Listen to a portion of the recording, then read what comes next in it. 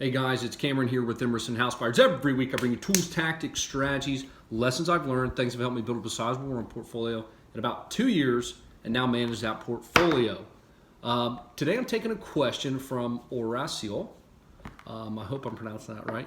A subscriber. He reached out and said, I just found a home owner who is about to be foreclosed on next month. Ruh-roh. What would you do in this situation? Would you catch up all the past due payments and do a wraparound mortgage, or would you buy it outright and do a BRRRR on it? I would love your opinion on this. Right now he owes about $135,000, mortgage and HOA lien. The ARV is $200,000, less than 10,000 repairs, rents at about $1,700. Also, do you think you could make a video on the situation like this? Absolutely. Horacio, here's your video, buddy. There's still a couple bits and pieces of information that are missing, but I will give you high level. So if you guys haven't, I don't know if I can put a link up here or it'll be below the video, but I give my rental property analysis tool away for free. That's the same exact tool I use. So you can punch those numbers into that tool and they will show you if you should rent it. I'm looking at it and I don't know the property taxes, but I'm guessing, around I'm guessing usually it's around 2 to 3%. So I'm going to guess around $4,000. That doesn't make for a bad property deal. 135, about 10,000 in rehab, worth 200. If you buy it conventionally, you're looking to clear about $200. So let me just write this high level. So we have an ARV. Well, let's see here. We got a purchase price of 135, we'll say. We've got repairs are about 10K. ARV is 200. And the rents are about 1,700. So there's the high level. And Horacio, I know you know this. You're the one who sent this to me. This for everybody else maybe can't remember, or I'm having trouble keeping track of some of this as well sometimes. So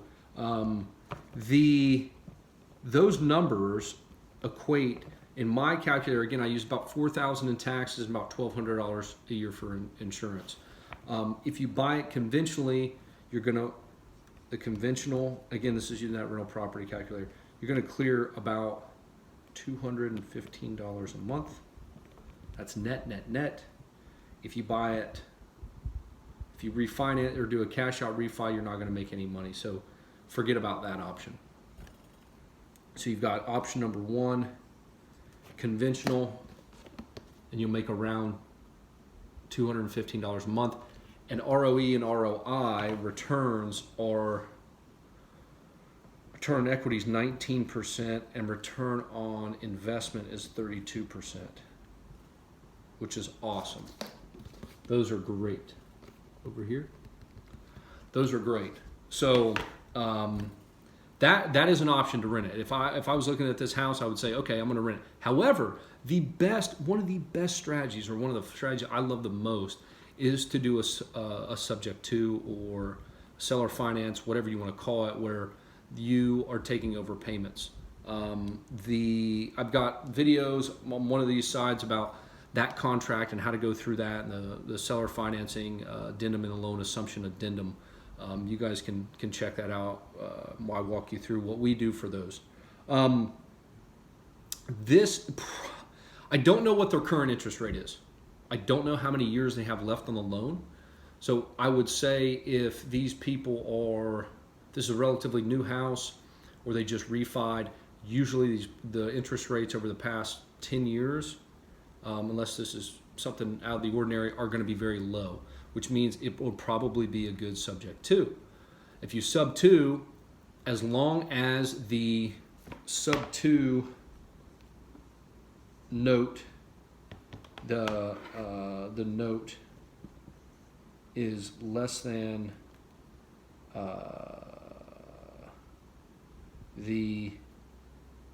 what you'd have to do is just take that note, the sub 2 note, and plug it into this calculator to make sure, because the note I'm seeing in here, the mortgage is either is $580 if you do it conventional with a 30-year at 5%. I don't know what theirs is. It might be lower, it might be higher. I don't know. So just take that sub 2 note value, because the taxes and insurance are going to be the same, and plug it into the calculator that I give you, and that'll tell you whether it makes a good sub 2 or not. Because if it does, then if you can make some cash flow on it, then that would be great. You could save that, pocket that money, and just worry about closing costs. The last piece, though, I wouldn't do a BRRRR on it. So forget about doing a BRRRR. There's no reason if you're going to do a sub 2, because you've already got the financing in place. And like I said, from the calculator here, refinancing at 80%, it makes the mortgage too high and you lose all your cash flow. So you're not going to make any money if you refinance it. Got to be careful on that sometimes, guys. When you refinance, sometimes the note is so high that it just wipes out all your cash flow, which is fine if you need all that money back to plow into something else.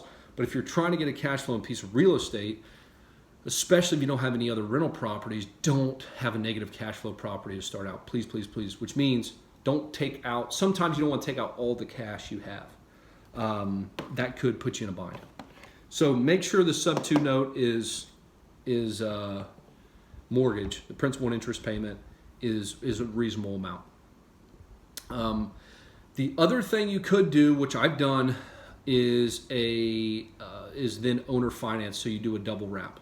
So you wrap it, which means a sub 2 or a loan assumption, and then you do a wrap. You sell the property to somebody else. Now that is a lucrative strategy as well. I've done it only once. Very lucrative. I assumed the note, put some money in the property, owner financed it. The note and everything that I didn't even have, pocketed like $17,000, and after it was all said and done, the dust settled, and made a couple $100 a month in cash flow. So that is also an option. That might be a little too complicated, Horacio, for I don't know how many deals you've done, but if this is one of your first few deals, that can be a little complicated. It's kind of a pain in the ass to keep track of all the tax payments and make sure this and that, and you want to just use an arm-a-low, but they cost $40 to $50 a month. So it might be, this property looks like it would be one to keep for a rental, especially if you're going to get around $45,000 in equity on the first one. Even if this is a marginal deal for you, if you have the money, I would sub to it. If you don't, I'd put 20% down. If you have it available, put 20% down and buy it conventionally. I mean, the return on investment, return on equity, all that looks great. I mean, like I said, I'm looking at 19% and 32%. I mean, that's fantastic. Either way you slice it. And $215 a month cash flow, that's taking into consideration property management at 16%, $200 CapEx. I mean, that is, unless the taxes are ridiculously high for that property, then you should be okay. Horacio, I hope that answered your question. If you don't mind, let me know if that helped, and follow up in a month or a couple weeks, and let me know how it went. You said they're going to be foreclosed on next month, so let me know. I mean, I think it's the first Tuesday, or is it second Tuesday of the month where they foreclose? They do the auction in Texas, so I'd like to know what you did, why. It'd be interesting. So if you don't mind following up, it'd be great for the audience to hear it as well. Rasu, if you have any other questions, or anybody has any other questions, if this made sense, you liked it, you didn't like it, let me know, and I'll do my best to improve. Thanks, guys. I'll see you guys next week.